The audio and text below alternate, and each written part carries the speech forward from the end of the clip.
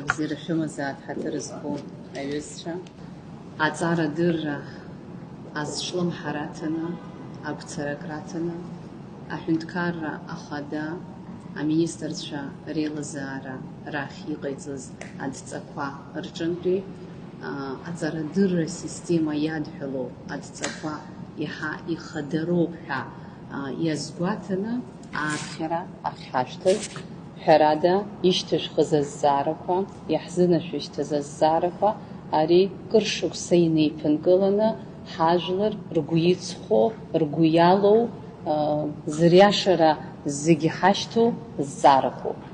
Исходя из повестки, которая была представлена Министерству просвещения, с вашего позволения я прокомментирую важные моменты, важные направления системы образования в части поручений главы государства Бадры Зурабовича.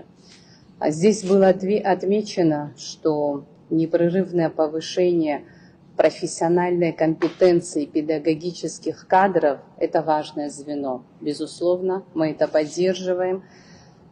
Система образования – это самое главное, самое важное направление в строительстве государства. В системе образования главная фигура – это ученик, а ключевая – это учитель.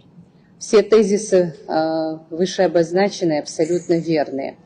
Учитель – это тот специалист, который занимается повышением квалификации, занимается учебой на протяжении всей своей профессиональной деятельности. Потому что учитель – это тот человек, который непрерывно работает с постоянно меняющимся организмом. Не бывает такого, чтобы мы работали с одним и тем же поколением. Каждое поколение ставит свои задачи, с которыми мы должны справляться. А чтобы с ними справляться, учителя должны учиться. Учиться так, чтобы дорасти до уровня ученика. Поэтому в системе образования признана главная фигура – это ученик. Вся наша система, она зацикливается именно на ученике. Наша задача – создать все условия для того, чтобы его адаптировать к жизни, воспитать гражданина нашей страны. В этой части учитель всегда находится в непрерывном процессе обучения. Однако мир меняется, как я сказала, мы должны соответствовать современным требованиям. На протяжении последних лет достаточно активно улучшается материально-техническая база образовательных учреждений, что также подводит к тому, что мы должны обучать наших учителей. Министерство просвещения непрерывно все эти годы проводит курсы повышения квалификации педагогических кадров. В этой части мы работаем в партнерстве с нашим национальным вузом. Я хочу это с гордостью отметить, и Министерство просвещения делает большой акцент на Центр повышения квалификации при Абхазском государственном университете.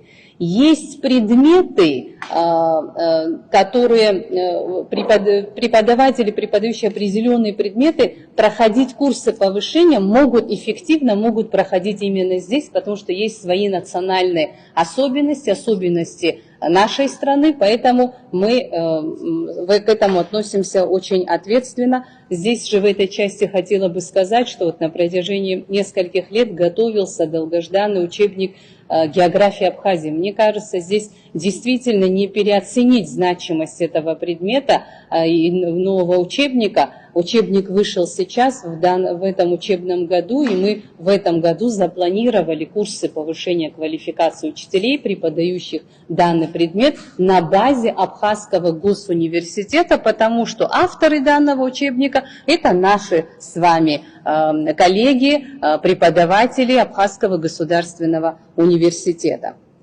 Здесь также мы сотрудничаем с коллегами из Российской Федерации в части повышения квалификации. Ада Алексеевна знает, мы продолжаем партнерские взаимоотношения, активные с Северокавказским федеральным университетом, это базовый университет. Мы продолжаем взаимодействие с Армавирским университетом и планово, согласно утвержденному графику, все эти курсы мы проходим. Также, как я сказала выше, мир очень активно меняется, где-то мы не успеваем, в этой части этот разрыв и происходит от того, что молодое поколение быстро может меняться, а более старшее поколение догоняет его. В этой части Министерство просвещения готовится к пилотному проекту внедрения электронной школы. Как бы осторожно мы к этому вопросу не относились, в какой-то части даже какой-то страх, даже если мы испытываем педагогическое сообщество, необходимость в этом, она очевидна. Она очевидна. Электронная школа должна заговорить на абхазском языке. Электронную школу мы планируем ввести на базе одной из школ города Сухуми, это подведомственное Министерство просвещения школа, а дальше мы рассчитываем это развивать. В части того, что значит, учитель, он должен гордо носить это звание педагога. И в части того, что мы сегодня испытываем колоссальный кадровый дефицит педагогический, безусловно, здесь было правильно сказано, это и уровень заработной платы. Вот в этой части я вот в своих выступлениях часто говорю и очень часто хочу еще больше об этом говорить. Мне бы хотелось, чтобы все наше общество пришло к тому, что педагог – это уважаемый человек в стране. Это самый главный человек в стране, который формирует будущее нашего государства. Когда ребенок приходит домой и от родителей он слышит, что педагог – это самое важное звено в государстве, если он это услышит в магазине, на улице и везде, мы сформируем уважительное отношение к педагогу. Ответственно хочу сказать, что в какой-то степени отток педагогических кадров происходит не из-за низкой заработной платы, а именно из-за отношения. Если вот мы посмотрим, я как практик могу вам сказать, что мы довели до такой степени, что позволили каждому оценивать педагога. Тем самым я не хочу сказать, что нет проблем с уровнем знаний среди педагогической среды, но понимая, что это ключевое звено в строительстве государства, мне очень хотелось бы, чтобы наше общество объединились в этом вопросе в части уважительного отношения к педагогу и к тому, чтобы мы все вместе подняли статус педагога. Мне кажется, у меня не субъективное отношение, не субъективное мнение, потому что я отношусь к числу, к среде педагогов. Мне кажется, что это абсолютно объективно, это наше будущее. Они воспитывают детей, которые завтра будут поднимать наше государство. Ну и материальная мотивация, финансовая, конечно, ее никто не отменяет. Далее хотела бы также остановиться на том, что было сказано о системе образования, о законе тоже немножечко хочу сказать. В целом о системе образования. Важнейшим направлением системы образования, так же, как и было отмечено главой нашего государства, остается воспитательное направление. Ни в коем случае неправильно разделять образовательную часть и воспитательную, особенно в наших условиях. И вопросы языка, и вопросы самоидентичности, в условиях, опять-таки, быстро меняющегося мира, в условиях масштабов нашей страны и нашего народа, очевидно, что нам нужно что-то делать для того, чтобы разбудить этот внутренний код, направить наших детей на то, что сформировать в них твердую, четкую гражданскую позицию. В этой части готовятся, уже практически завершены подготовительные работы по новой воспитательной программе. Я немножечко хочу на этом остановиться, потому что мы об этом говорим с начала учебного года. Знаю, что очень много вопросов возникает, и эти вопросы в принципе не пугают, потому что все новое всегда связано с вопросами. Оно и хорошо, если возникают вопросы, обсуждая их, мы правильные пути и найдем. Если говорить о том, что не слишком ли смело на себя взять ответственность сегодня, вводить воспитательную программу, фундаментом которого мы называем Апсора, конечно, это очень смело, но и признавая то, что у нас серьезные проблемы есть в этом направлении, просто продолжать ничего не делать, мне кажется, это еще хуже.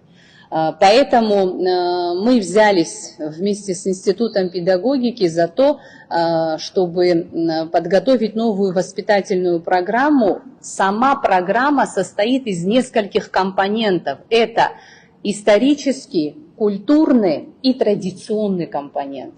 И это ни в коем случае не говорит о том, что в школе учителя не дорабатывают, либо не говорят об этом. Конечно, говорят, но абсолютно я убеждена в том, что дети наши, подростки, они нуждаются в этой информации.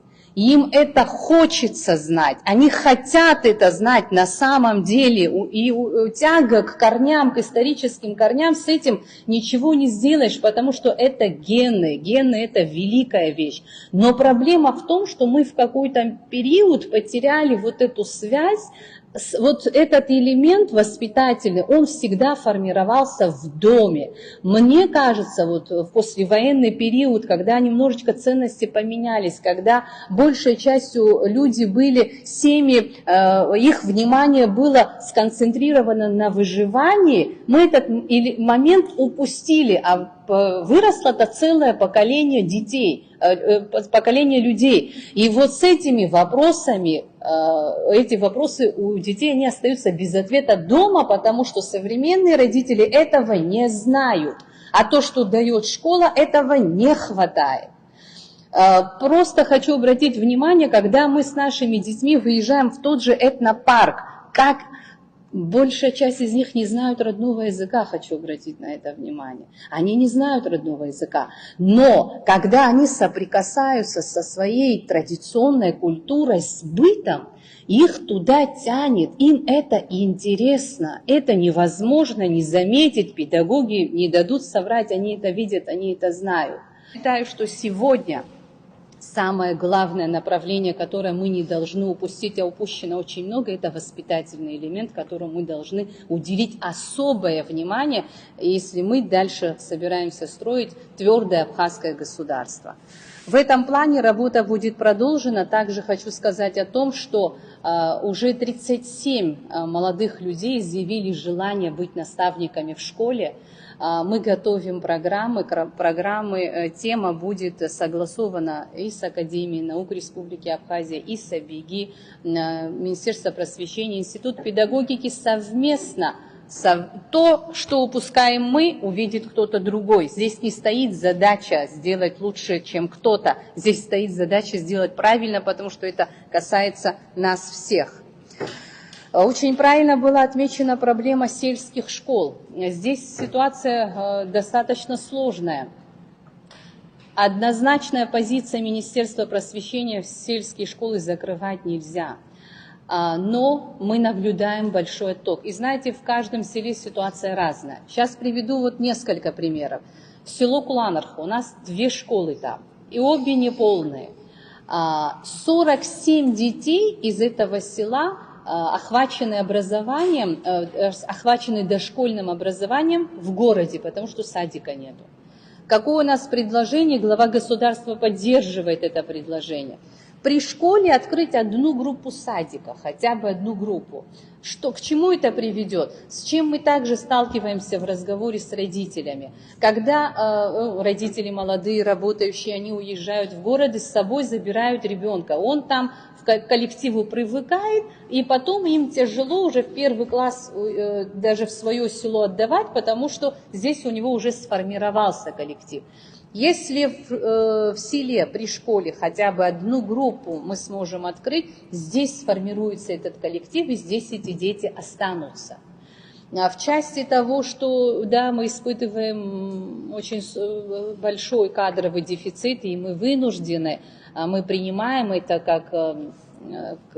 как факт, то, что учителя некоторые преподают несколько предметов. Мы разговаривали с нашими коллегами тоже из разных регионов России. Такая практика во многих регионах России наблюдается. И есть разные практики. Мы такую практику в Гагарском районе применяли, классы комплекты. Для малокомплектных школ мы готовим тоже такое предложение. Для малокомплектных школ вторые, третьи классы, третий, четвертый классы в зависимости от количества детей, где сколько детей находится, объединять. А также переподготовка имеющихся педагогов. Новых мы из реалий же нужно исходить, из тех кадров, которые мы имеем, чтобы сохранить школу в селе, переподготовку педагогов для того, чтобы они могли преподавать несколько предметов, и чтобы не оставались вакансии, хотя все равно у нас остаются вакансии в образовательных учреждениях. Президент поручил разработать программу «Сельский учитель». Мы, безусловно, над этим будем предметно работать. Мы принимаем с благодарностью ваше предложение быть полезными. Кто бы это ни был, мы открыты для диалога, для взаимодействия. Сельский учитель здесь, наверное, просто предложением повысить заработную плату для учителя сельской школы мы, естественно, не обойдемся. Здесь нужно будет реальные программные шаги предлагать. В части государственного языка здесь также немножечко скажу о том, что когда я еще была школьницей, это было достаточно давно, я помню реакцию моих учителей, которые панически говорили о том, что вот мы теряем язык. Я очень хорошо запомнила эту реакцию моих учителей. Я помню, когда мы принимали учащихся в первые классы, будучи уже руководителем образовательного учреждения, когда мы делили детей, говорящий, не говорящий. Мы сегодня дошли до того, что нам делить уже некого. Мы сейчас уже говорим понимающий и непонимающий. То есть я помню множество программ. Если, честно говоря, проследить за расходами бюджета, немалую работу в части финансирования государство провело по вопросу сохранения языка, по поддержке программ для сохранения государственного языка, но это малоэффективно. Здесь я не берусь оценивать, почему так произошло, я не смогу дать объективную оценку этому, но понимание то, что что-то с этим все равно надо делать, мы же не можем так просто на это смотреть. Наше мнение Министерства просвещения в этой части таково, что нужно брать с малых лет садики, нужно укреплять детские сады. Годами ранее была подготовлена программа для детских садов в Республике Абхазия. Данная программа, она не была утверждена Министерством просвещения, мы утвердили эту программу, считая ее эффективной программой. Она направлена на общее развитие ребенка, соответственно, его возрасту.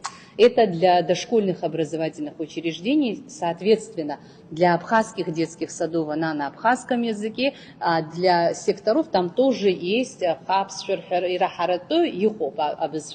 но этого тоже недостаточно. Этого тоже мало в связи с той ситуацией, которую мы имеем. Они не говорят. В 3 года у нас и так есть проблемы с задержкой речи. А тех детей, которые говорят, приводят, они не разговаривают на абхазском языке. А те единицы, которых мы принимаем разговаривающими, они попадают в среду русскоязычных детей и тоже перестают разговаривать. Здесь, на наш взгляд, нужно увеличивать время, увеличивать, языковое погружение ребенка, чтобы он не просто слышал язык, а чтобы он и повторял «яхауи тихо», «яхауи тихо».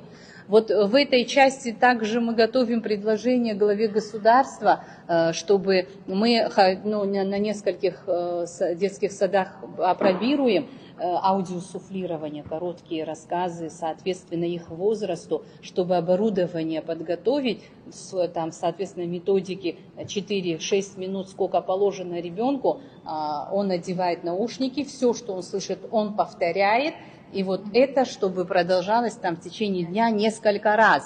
Я думаю, что это тоже чему-то поможет. Однозначно, чем раньше мы плотно займемся языком, тем больше эффекта это принесет. Ну и, соответственно, содержание учебников, это же все линейка, это же все дошкольное образовательное учреждение, подготовительные классы, первый и далее. Это все линейка, оно одно должно перетекать в другое. И все должно быть бесшовно и гармонично переходить для того, чтобы, если мы главную цель ставим, чтобы ребенок выучил язык. И программный материал учебников начальной школы все-таки, учитывая, какого ребенка мы сегодня имеем, под него надо пересмотреть. Под него. А от того, что там мы будем говорить, друг друга обманывать, это ни к чему не приведет. Мы должны подвести к тому ученику, которого мы сегодня действительно имеем. И в этой части тоже пересмотр содержания учебников нами планируется. И два слова по поводу учебника «История Абхазии». Это важный шаг. Нас, преподавателей истории, очень давно беспокоит, волнует тот факт, что отдельным предметом история нашего государства, идеология нашей страны, где формируется, у нас не ведется. Это очень задевает педагога, если честно. В рамках предмета «Всеобщая история» мы преподаем историю своего государства. Президент дал поручение разработать учебник, разделенный по периодам с 5 по 9 класс, с 9, там, с 10, 11, соответственно, отдельно. Безусловно, я очень сильно рассчитывала на Станислава Засимовича Лакоба в этой части. Мы потеряли глыбу исторической науки. Сегодня мне, конечно, сложно сказать, насколько тяжелее станет для нас выполнение этой задачи, но выполнить ее надо. Мы должны это сделать.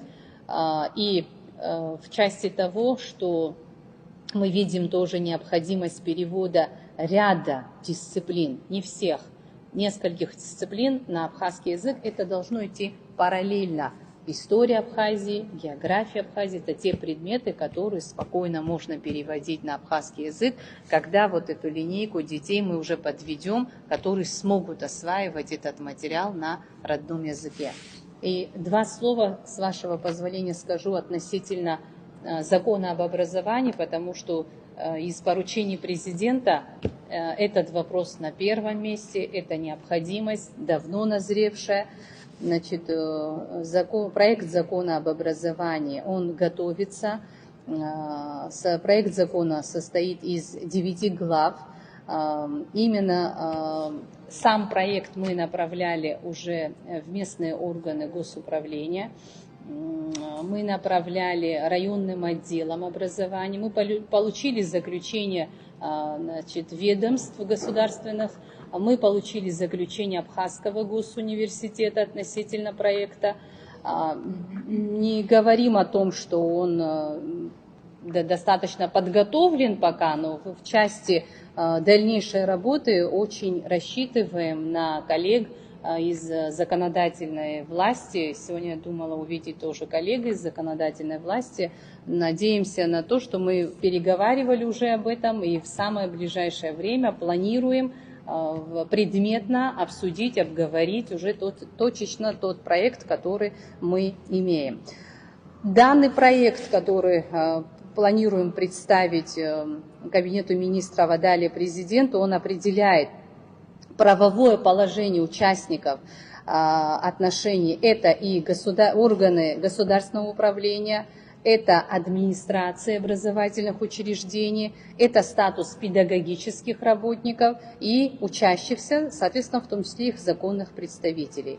Но при этом проект закона об образовании регламентирует деятельность всех образовательных организаций, но предусматривает возможность введения исключений для ряда образовательных организаций отдельными нормативными правовыми актами, такие как Абхазский госуниверситет, Академия наук.